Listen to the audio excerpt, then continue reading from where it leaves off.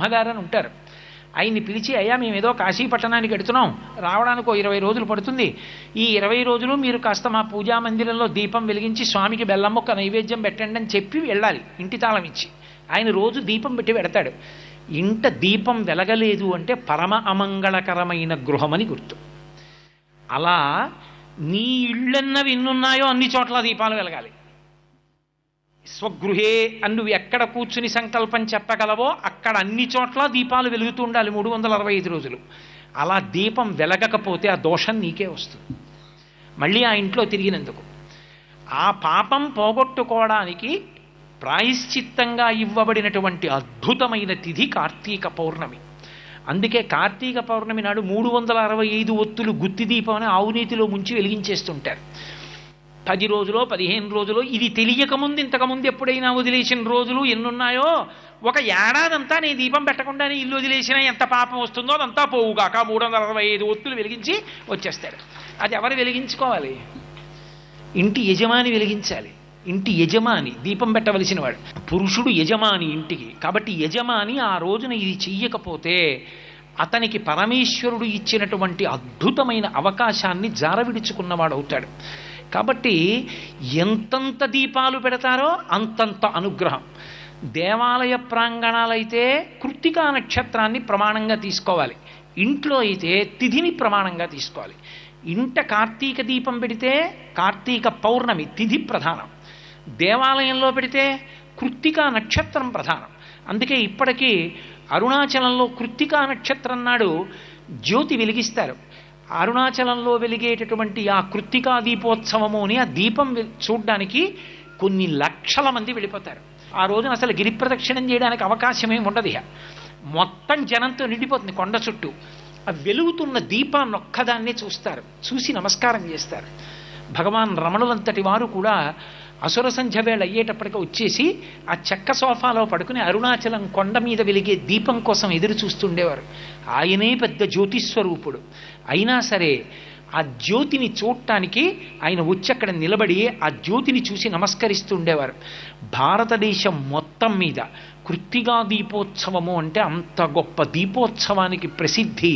అరుణాచలం కొండయే అగ్నిలింగం కాబట్టి అక్కడ కొండ మీద వెలిగించేటటువంటి దీపానికి మాత్రం అంత ప్రఖ్యాతి. అందుకే కార్తీక పౌర్ణమి నాడు వెలిగించేటటువంటి దీపం కనుక కార్తీక దీపం కేవలం మన కొరకే కాకుండా మనం చేసిన దుష్కృత్యములను పోగొట్టి, మన పాపములను పోగొట్టి, అంతర్తిమిరాన్ని పోగొట్టి, బాహ్యమునందు తిమిరాన్ని పోగొట్టి, లోకోపకారం చేసి సమస్త జీవులను ఉద్ధరించగలిగిన దీపం ఆ దీపం కాబట్టి ఆశ్వీజమాసం చివర వచ్చిన తిథి నాడు వెలిగించే దీపంతో మొదలుపెట్టి కార్తీక పౌర్ణమి నాటి దీపానికి అంత గొప్పతనం ఇచ్చారు. ఈ దీపాలు వెళ్ళిపోవాలి. ఈ దీపాలు వెళ్ళిపోవడం అంటే నీటిలోకి తీసుకెళ్ళి దీపాలు అరటి దొప్పల్లో పెట్టి విడిచిపెడతారు. విడిచిపెడితే నీటిని ఆధారం చేసుకుని ఆ దీపం వెళ్ళిపోతుంటుంది. దీపం విడిచిపెట్టానండి అంటారు. ఈ దీపం వెళ్ళి ఎక్కడో ఇంకో దీపాన్ని కలుసుకుంటుంది. అలా వెడుతూ వెడుతూ అది నిధనం అయిపోతుంది ఆ నీటిలోని. ఆ గంగ ఒడ్డును నిలబడి చూస్తుంటే అసుర సంధ్య వేళ అయ్యేటప్పటికి నిజంగా ఆ దీపాలన్నీ నదిలో వెళ్ళిపోతుంటే చూడ్డానికి మహాముచ్చటగా ఉంటుంది. దానికి అసలైన తాత్వికమైన అవగాహన ఏమిటంటే, కుంతీదేవి భాగవతంలో అడుగుతుంది కృష్ణ పరమాత్మతోటి, నాకు బంధువులందు మోహవిచ్ఛేదము చేయుమయ్య ఘనసింధువు చేరిడి గంగభంగి నీపాద సరోజ చింతనముపై అనిశము మదీయ బుద్ధి అచ్చాదర వృత్తితో గదియగనట్లు చేయగదయ్య ఈశ్వరా అని అడుగుతుంది. ఓ కృష్ణ, ఎన్ని శరీరాలు తీసుకున్నానో, ఈ లోపల ఉన్న దీపం ఉందే, దీపం ఉండగా ఇల్లు చక్క పెట్టుకో అంటారు. ఈ లోపల జ్యోతి వెలుగుతున్నప్పుడే ఈ శరీరంతో నువ్వు ఏదైనా చెయ్యాలి.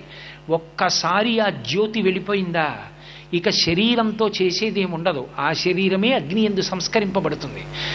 దీనితో ఉన్నప్పుడే నువ్వు ఒక కార్తీక పౌర్ణమి దీపం పెట్టడం, దీంతో ఉన్నప్పుడే నువ్వు కీటాపతంగాహమశకాశ్చ వృక్షాహ శ్లోకం చెప్పడం, దీంతో ఉంటేనే నువ్వు ఎవరికైనా ఉపకారం చేయడం, దీంతో ఉంటేనే నువ్వు నదీ స్నానం చేయడం, దీంతో ఉంటేనే నువ్వు భగవన్నామం చెప్పడం.